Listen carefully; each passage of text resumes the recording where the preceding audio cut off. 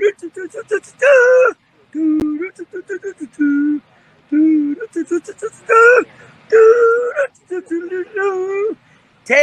off! It's time for Doug and Ben's Great NASCAR Adventure!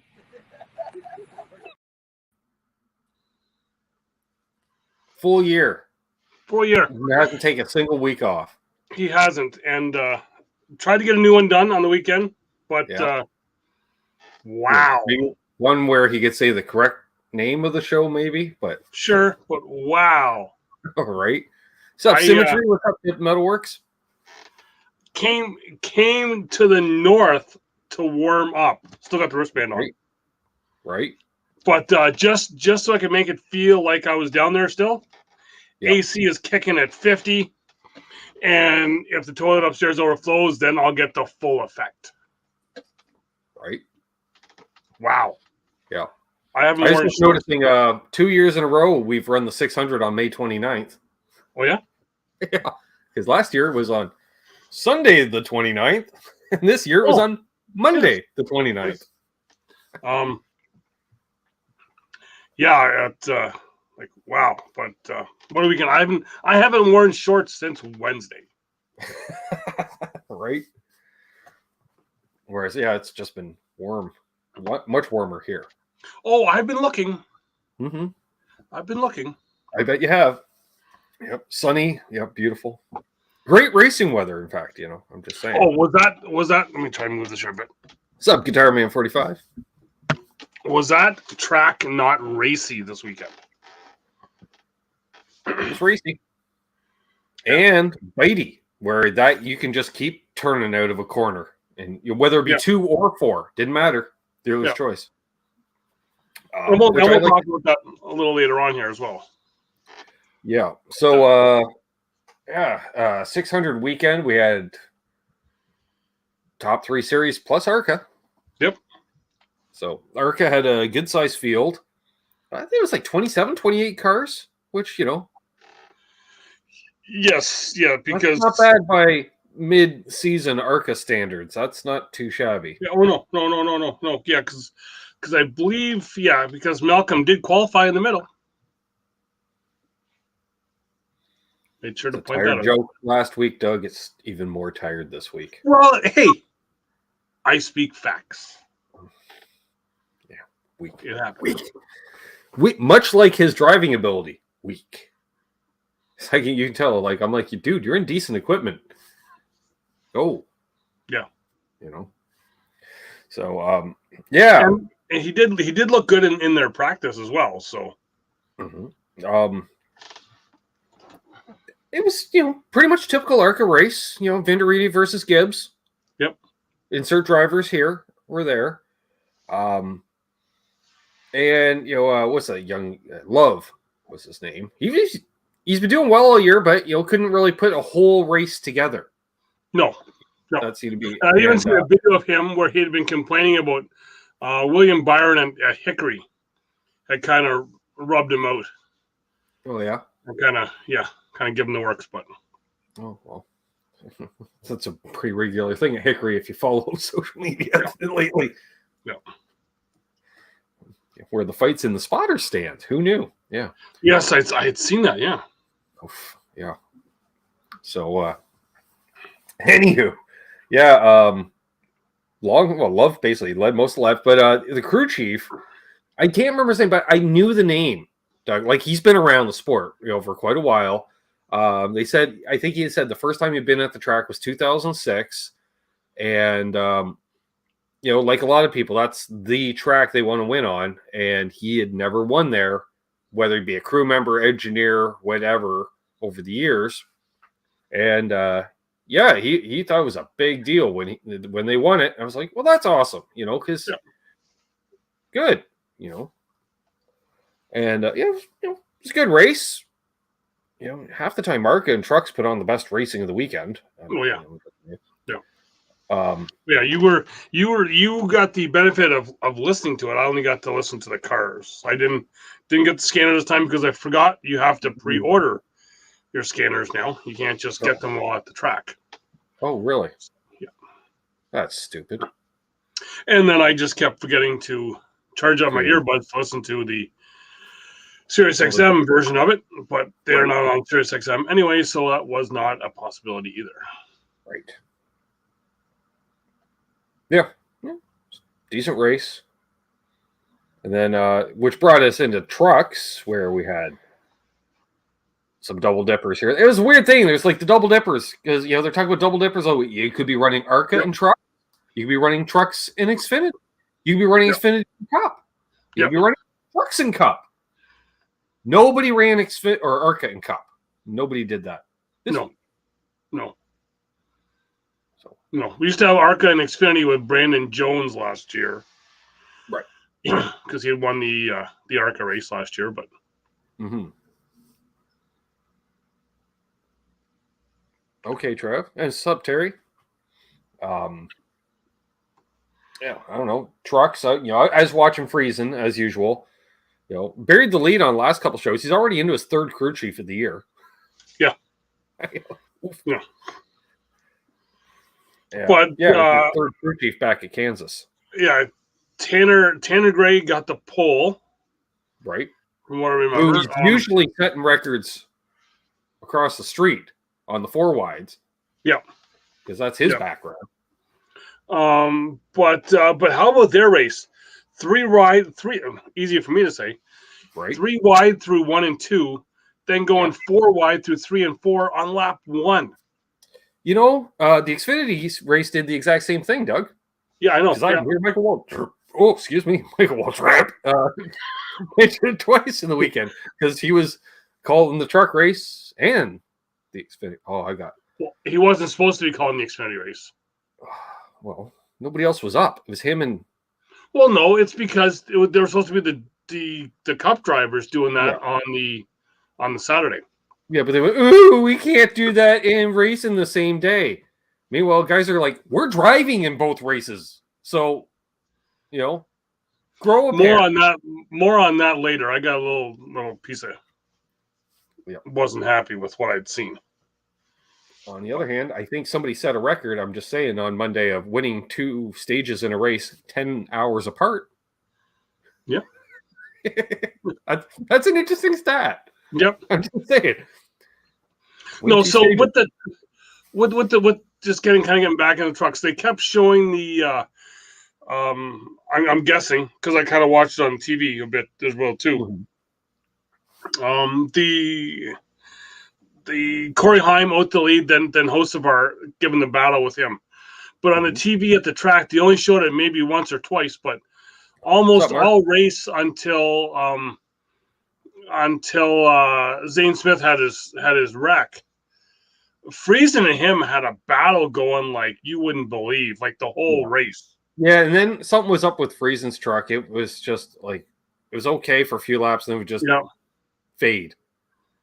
Then the other one, I'm not sure if they showed on TV or not, because Grant and I were kind of going back and forth on him. Nick Sanchez in the 2 truck.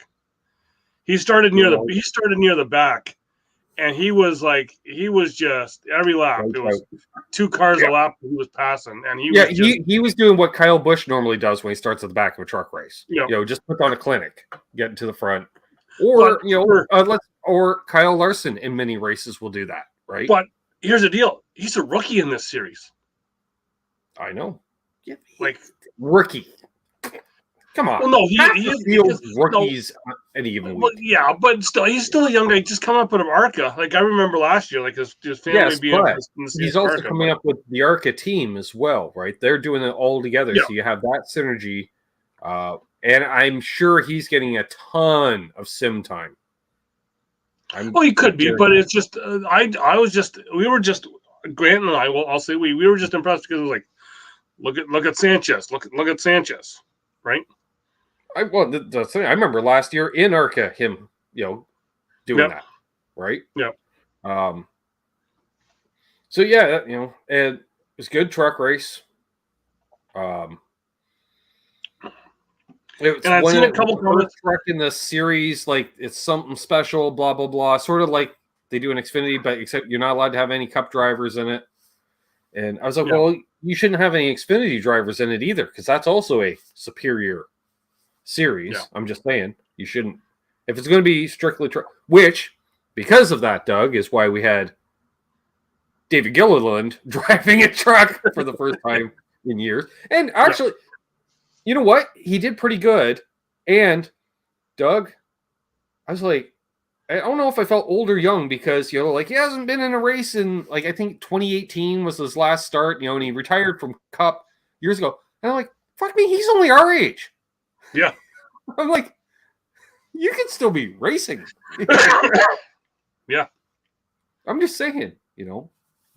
Yeah, You know, fun fact, like we were joking off air related to news coming up later, who could fill the ride? And I just happened to be watching a video on Harry Gant and his whole win streak, Mr. September. He was the same age then as Jeff Gordon is now. And Jeff Gordon's been retired since 2016, I believe. Mm-hmm. But yeah, and then kind of fast forward to the end there. And again, I'm not sure if you've seen it or not, but that 3-truck battle for second place at the end there, like those last couple laps, right? Oh yeah. It was good stuff, which is generally the case. Trucks generally put on the best, but my God, watching those trucks coming straight on, Doug, on a mile and a half, like those bodies are more cheated up than a Cup car in the early 2000s. Like they're just banana shaped. You know, one side's flat and the other one's just kicked out on the rear and kicked out in the right front. And you look, the cab's all leaned over because the door bars are straight up on one side and curved. I was like, geez, look, how? I'm like, those things are so cheated up. I love it. Yep. But still, like, and we talked about it on, I think. Oh, and can we not? Oh, look at Haley Deegan. She's running 17th. That's dominant. No, it isn't. She's in championship quality equipment. Yeah, we talked about that she needs to step up. Like there was kind of a bunch of us that were talking. There's a whole bunch of it all over Twitter. Oh, another bad luck. If it wasn't for bad luck, I'm like, what bad luck? She has no luck. Yeah. Like if that's what it is, well, guess what? She's cursed as a driver. You know, and we were talking that she does need to step up, but also we were talking that how much have the trucks really dialed it in at Charlotte that there wasn't a caution like for a reason. Yeah. Until stage 3, like we're usually there's some bumping and this and that, or but they brought a good tire. I don't know. It was good conditions. It wasn't although the track is bumpy, it's still got a ton of grip because it's that synthetic asphalt that'll never bleach out. No. But yeah, good racing. Intermediate track race, which is generally and those trucks, they've been using that style for ages. Other just body refinements. So good. It's going to put on good racing. Yep. Then we get into Saturday monsoon for the weekend. Intermittent monsoon. Yeah. Well, you know what? We can say it was a monsoon because it was rain, but it was a piss off rain. You know what I mean? It was just that misty. It was just a misty kind of sun. Would be hard for like 5-10 minutes and just kind of start like misting. It was just which is generally throughout the week when we're down there camping, and it's that misty. Is it going to rain? Just downpour, please. Like make up your mind, sort of thing, right? Yeah. But yeah, and it was just that kind of rain. Like it was like whatever, just and then it would clear up at night. Start to kind of shut down. Like if they would have waited till like later Saturday night, they probably could have got the Xfinity race in. Yep. That's what I heard. Right. Have you got multiple weather reports from in and around that region? Because remember, right out in front of our campsite there, we've got the asphalt that's on the track, and it was drying up on its own. Mm-hmm. So exactly, even with the colder weather. Yeah. So that brings us into Xfinity, which, again, a glaring stat we have not talked about going into the race. Well, we're not going to go through the chronological order of the weekend? Aren't we already? We have already done trucks and ARCA. I was going to say, I woke up and watched 2 races on Sunday morning. What's that? I woke up and watched 2 races on Sunday morning. Okay, you watch Monaco. I didn't watch Monaco. I don't pay attention to Formula One. We never talk about Formula One on this channel. Well, I watched it so we can talk about Formula One. Since when do we talk about Formula One? I can talk about Formula One right now. It won't take long. Okay, we'll do it. Verstappen was got the pole. They dropped the green flag. He took the lead. He won. There you go. So a typical Formula One race. That's it. Although I didn't know this until because I watched the race for the first time in a while. They have sensors in the asphalt to make sure they don't jump the restart. Did you know that? No.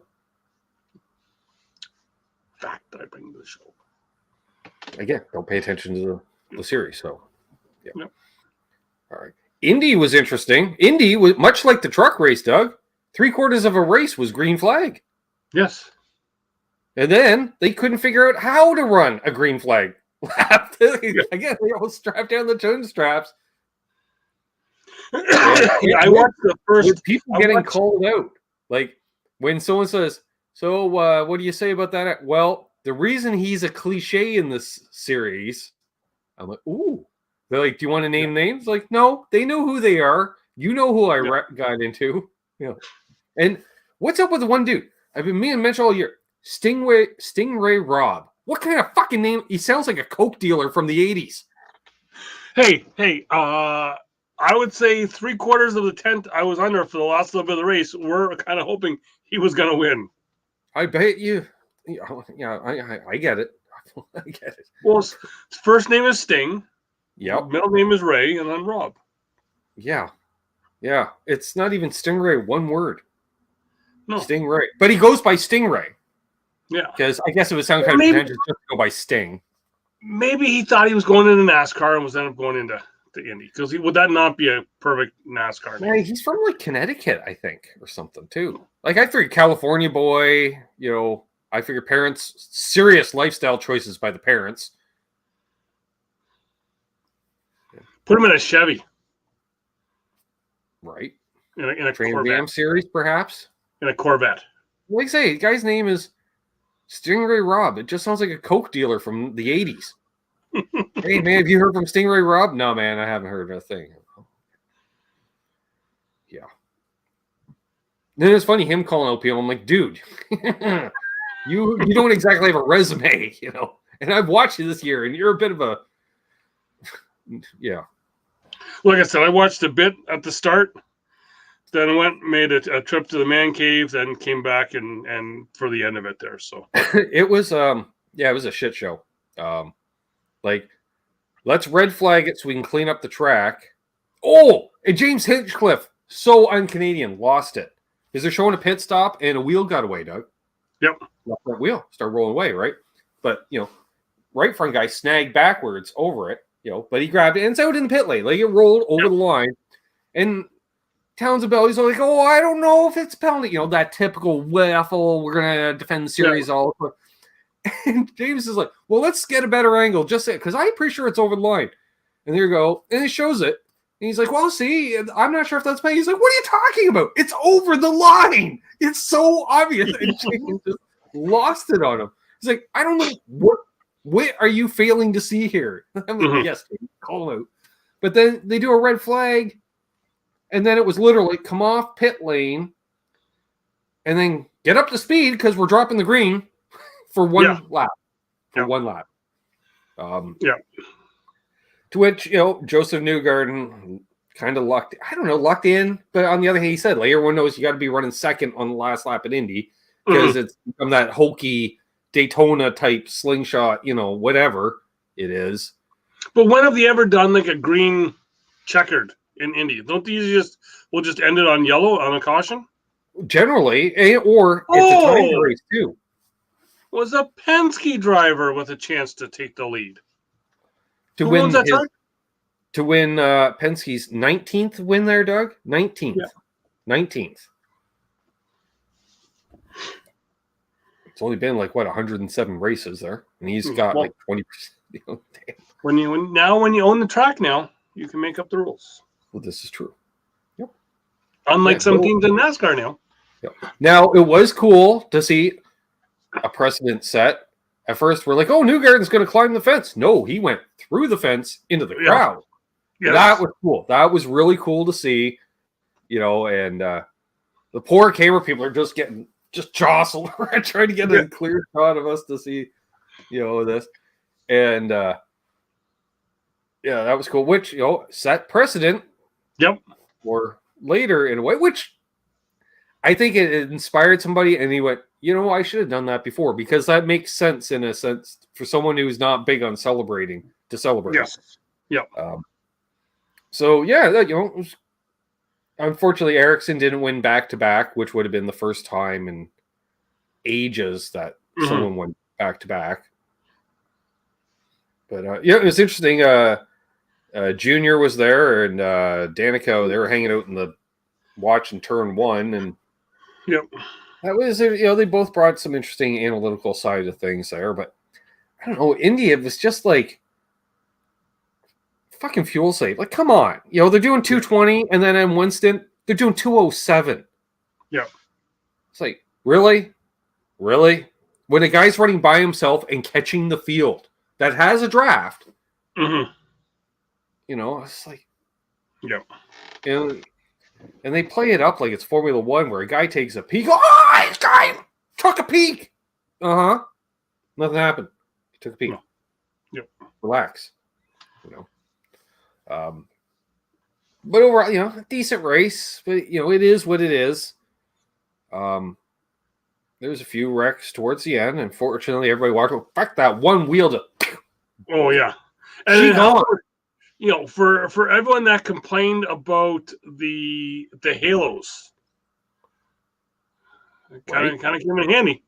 Yeah, and great camera work showing that too, right? Like, because he hadn't had the onboard, and all the sparks and but yeah, when that wheel took off, like, it was gone. Thankfully, there's that gap between grandstands, because that would have been bad, Doug, because it didn't bounce up into the stands. It just shot off.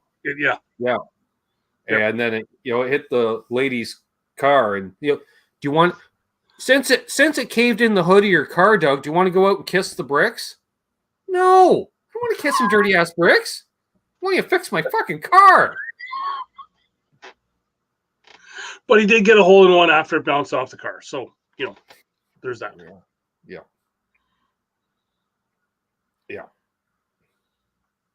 Kyle Larson was there for the first part of the race, just watching, hanging out in the pits. Yep. Which was cool. And then, so that brought us into, well, I guess, the start of the Xfinity race. Yeah. The next day. Also just kind of going back to Sunday. A shout out to the guys that were camped out across of us for waking me up at 7 a.m. with an Indian rain dance song. For about 5 minutes straight, which then led into it's raining tacos. So yeah,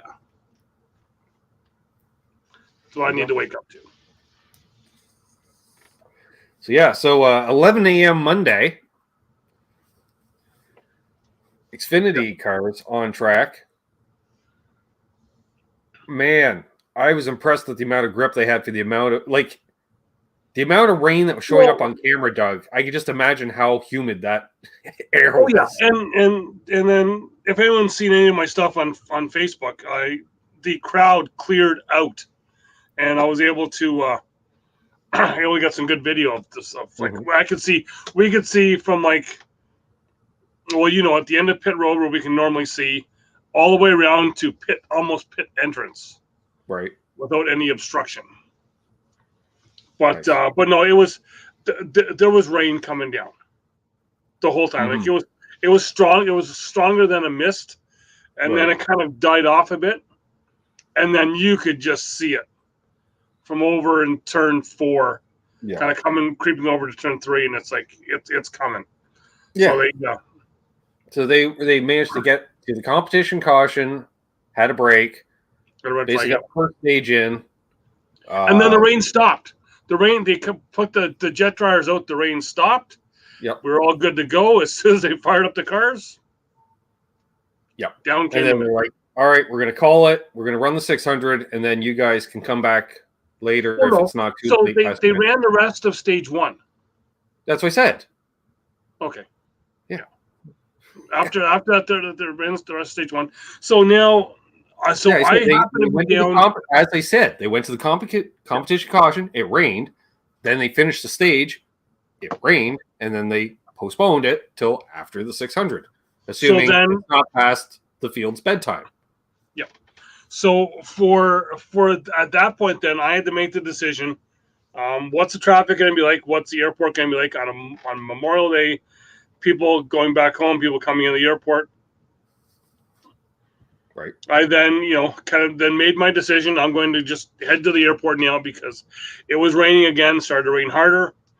Right. I went down to talk with TJ to say goodbye to him, which if you guys know, most people watching don't know, TJ's campground is right next to pit exit, so I could see the guys tearing down the Xfinity pit stalls because they had to make room for the Cup guys. So these Xfinity guys set up the pit box, take it down, move it, have to set it back up again for the. Well, that's what I meant by them having to resume after the 600. Yeah. Yes. Yeah. Well, I'm just saying that these guys are doing that there. Plus, early this morning now, Tuesday morning, those haulers all headed to Portland for this weekend. So, they're coming back, and then they're going to be up all night switching over the haulers. Now, I know there was talk. I seen the haulers all still there when I left, so I'm not sure just what happened after. But there was talk of letting all the haulers leave. Right. Which they did and then not. People coming back and just either open car haulers or just a single car to take it back to the shop afterwards. So let people at the shop kind of take care of that stuff. Well, it would have been different. Yeah, all they would do then is just have a crew on standby at the shop at night to do the swap over. Nobody at the track is going to be at the shop doing that. No. Oh no, because they were going to let the haulers all go back to the race shops. Yeah, I know what you're saying. Yeah, but I'm saying it doesn't really matter. Yeah. So, as I was saying 15 minutes ago, going into the race, a huge news story that we've been omitting all year is JRM has been winless all year after having a very dominant season last year by all the teams for the most part, combined. Yep. And so, we had Gibbs win the first stage and then called it. So, and then I'm guessing, we'll finish with the Xfinity coverage because apparently not a whole hell of a lot happened because I found the highlight package after we had talked today. Yeah, so did I, yeah. The 7-minute video, over 4 minutes of the 7-minute video was stage 1. So it's like, Ty Gibbs wins that one and then he wins stage 2 10 plus hours later. For the stat, which that one there, he and had then somehow Allgaier got the lead and wins the race. Yeah, giving JRM the first win. So that's stage 1. He had the dominant car. I know he kind of Nemechek kept getting loose and loose each lap. Yeah, and then until he did finally hit the wall. Right. And then that allowed Ty to get up there. So brings us into the 600. We actually had a non-charter car because, 7-time decided he wanted to dust off the cobwebs and show up. Well, then, now he had an issue as well, too. No. All of Legacy Motorsports had an issue within 5 minutes of each other. Well, no. Before the race started, he had an issue because he had to be in Le Mans on tomorrow morning. Yes. Or early tonight, I don't know. Because he has to, before he can run next weekend, he has to go through their simulator and get the okay to run the course. Right. So they kind of they called ahead. Which shows you how much the FIA really cares about NASCAR in the grand scheme. I'm a 7-time NASCAR champ. That means nothing to us. We do not care. So they've got time later Wednesday night or early Thursday for him to try that simulator. Sure. Okay. Anyways, so we had 37 cars, still not a full field. So we had the charters and then them. And that was basically the story to start was Jimmy having issues. And well, how about And right after he has the issues the second time, both of his teammates hit the same piece of debris that takes out both cars. Well, you got to remember, those cars had no practice, no qualifying. Their first time on the track was green flag. So? I'm just saying. That's not a storyline. They've done that for years. They do that all the time. That is the first time at Charlotte Motor Speedway they have not qualified for a race. So what? They've got more miles there than any other track. They don't need it. I'm just moving things along. I already have an issue with the stupid 4 100-lap segments that ruins the whole race. Like, why is there an extra stage break, too? Ooh, we got to offer extra points in this race. Why? Shouldn't be able to. 2 100-lap segments and a 200-lap segment. There you go. Be done with it. Because it had the similar feel to like Indy, where it was always just, oh, it's a pit stop, saving fuel. It's a pit stop, saving fuel. And granted, at least because they put a lot of time with those cars, there was some decent racing, so it wasn't a complete stink fest for the first time in a month. Yeah. But I'm really over this generation car, Doug. Over the last month's racing, they've been putting on a crappy race compared to their support races every week, regardless of configuration of track. Mm.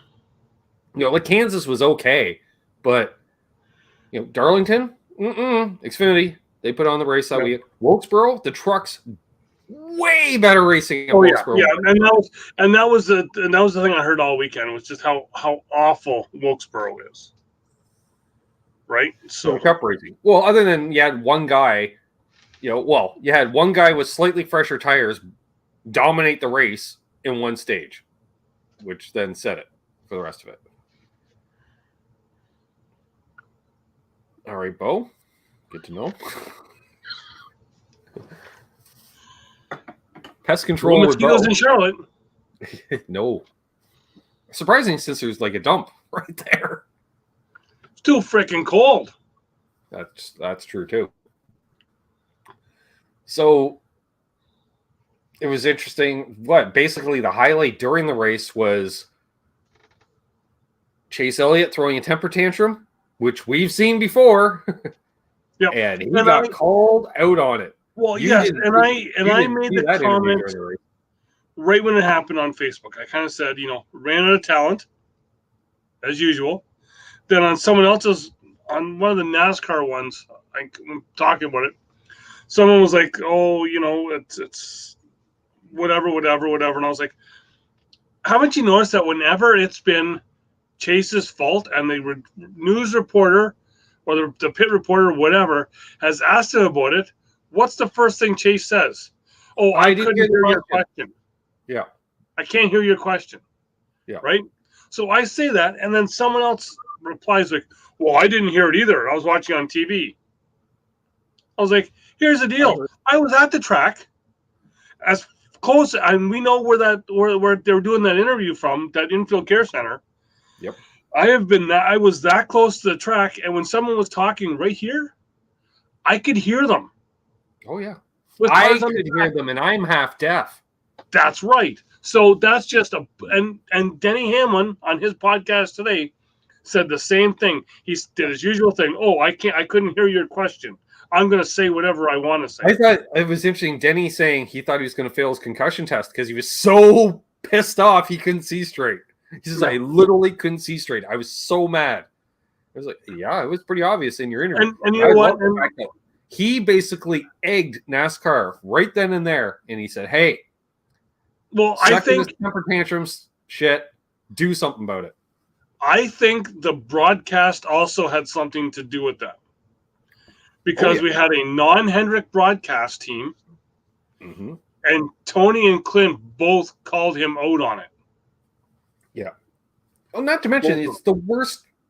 A quad oval is the worst place to hook somebody because he sent them straight on into the wall. Yeah. But that's typical. Well, it reminded me, Doug, we saw a few times last year with Gibbs, where if I get put up in the wall, oh, I'm taking you out because you took me out. Like immediate retaliation. If I'm going, I'm taking everybody with me. Well, that's exactly what Chase did. Well, Oh, even yeah, because- couldn't steer. Really? He couldn't. He said he couldn't steer anymore, Doug. That was his thing, right? Oh, Yeah. I got in the wall, and you know how these cars are. As soon as you touch the wall, you can't steer anymore. Really? Because you ended up on the backstretch. How'd you get around the track if you can't steer? Well, your tires were going straight, and then all of a sudden you went left. Yeah. And like Denny said, we have the telemetry data. We saw you turn your steering wheel 120 degrees, Yeah. which is that's full over, Doug. That's Yeah.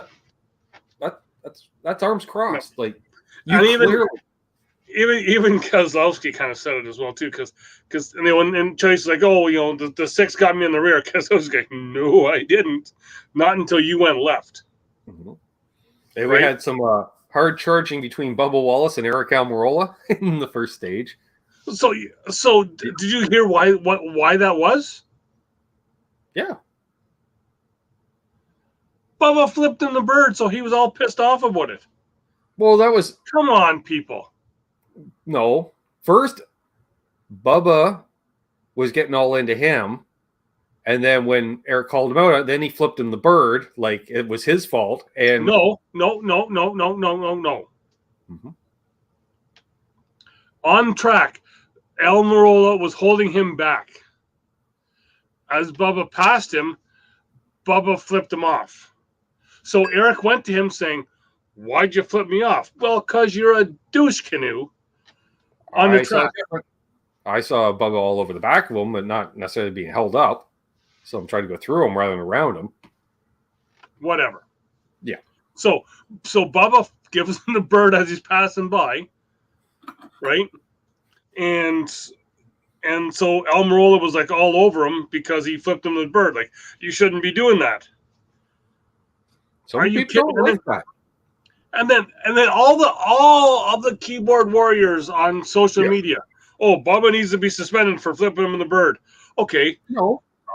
How many other people need to be suspended as well for doing that? Dale Earnhardt wouldn't have had a career if he got suspended every time he flipped someone the bird. No. Like, come on. And then, you know, and there's like, oh, well, that's a different circumstance. How is it different? Yeah. So, Come other on. than that, yeah. And we had a handful of cars like that typical Charlotte where it's just coming off the corner, just right around. Yep. Yeah. Other than that, it was like I said, there wasn't. It was kind of boring. If it and I know that TV only wants you to see the upfront. There was a lot, and people said this about Wilkesboro as well. All the people that I talked to said the same thing about Wilkesboro. There was better racing going on mid-pack at the and at the back than there was at the front. Well, they showed all that at Wilkesboro because they showed the only passing at Wilkesboro. Yes. There wasn't much to show. Yeah. And, yeah, even no, they were showing a lot of it during the race. It was just Yeah. it was kind of like I say, there was no real drama storyline and it was just let's do a fuel run, another pit stop, fuel run, pit stop. There was no strategy involved, you know. Say it didn't feel like a 600 miler. It just felt like the All-Star race. Just a bunch of segments. Yeah. Well, that's the thing. Like, and so for the 600, because I did leave, and I ended up getting to the airport in like record time. I was like, there was like hardly any, of course, no traffic. And when I went to go through security, there was no. I walked up. I went through. No lineup at all. Yeah. At security. There was a lineup with if you had a Nexus pass or a TSA pre-check. There was a long lineup there, but there was no lineup. There was no lineup for us schmucks that have never done that. Yeah. Well, that's the ultimate area because you have so much business travel in and out of Charlotte that everyone has those passes. Yeah. Whereas you don't have a lot of tourists as much, compared to business going through that airport.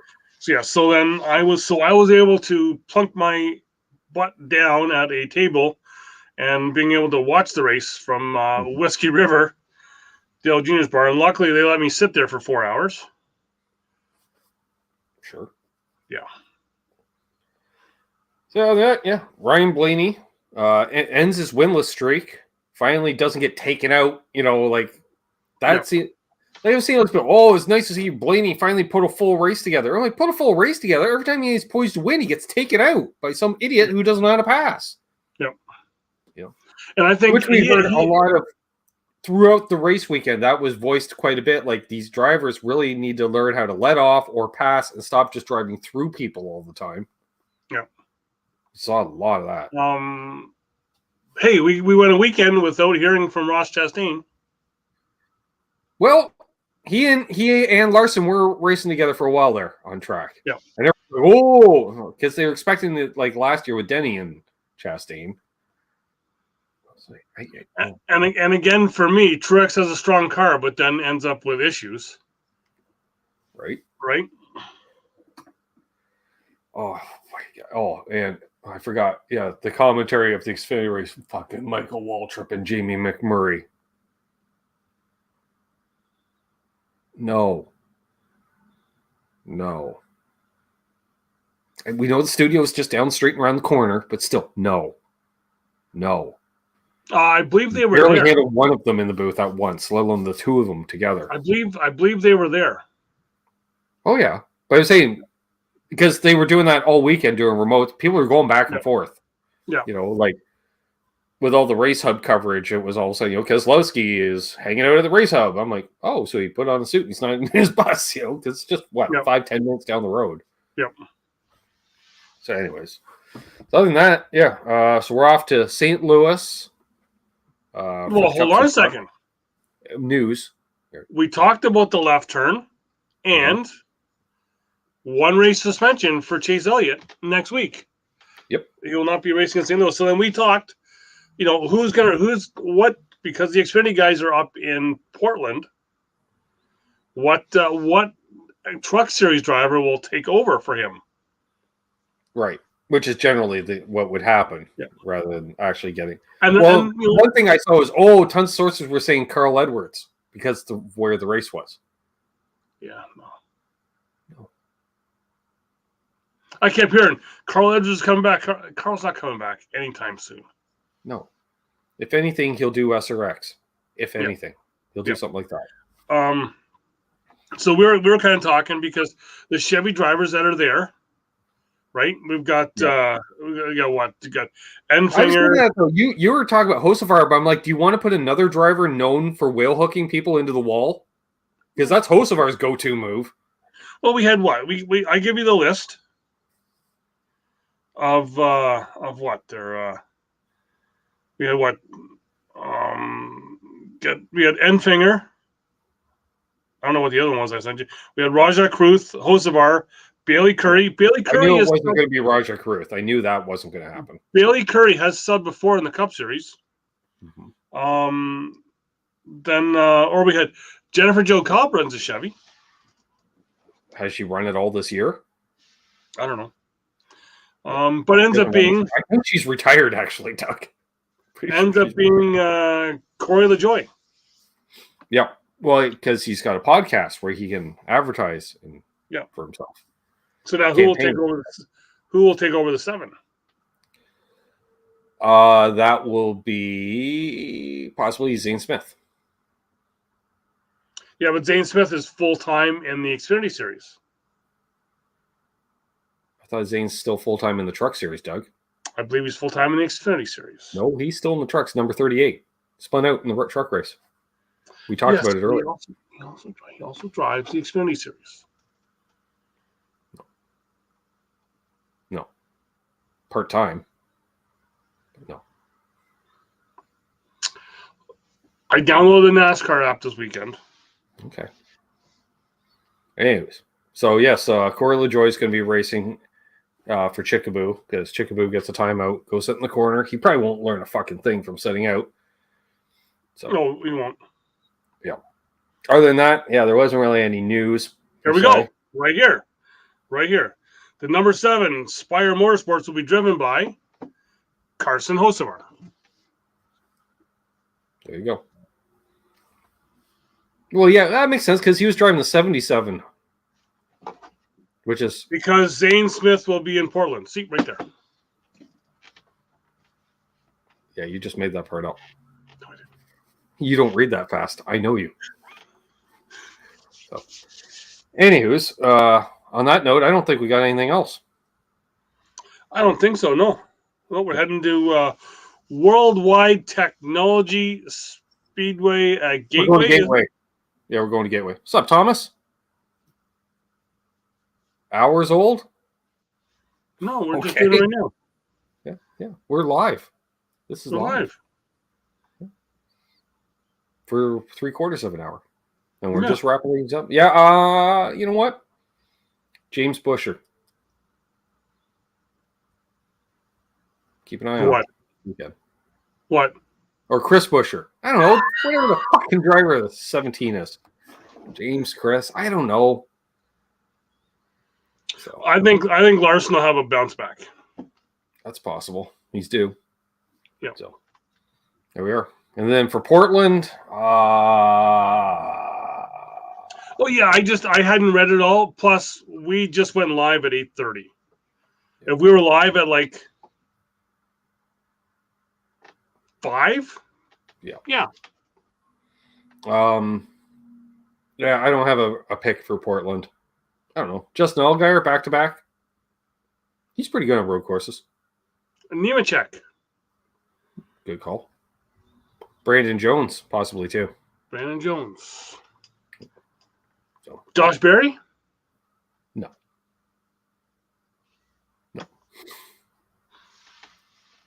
All right. He's been Doug. I've been Ben. It's been NasCanucks. We're not presented by anybody. No, Privateers. We're not. No. We're not factory teams. Miles next will be here week. next week. Though. Oh wait. Miles will be back again next week. There we go. All right, we got an ending. All right. Don't burn. You're gonna burn. He's gonna burn. Leave your hand alone. Keep your hand out of there. See you, Marcus.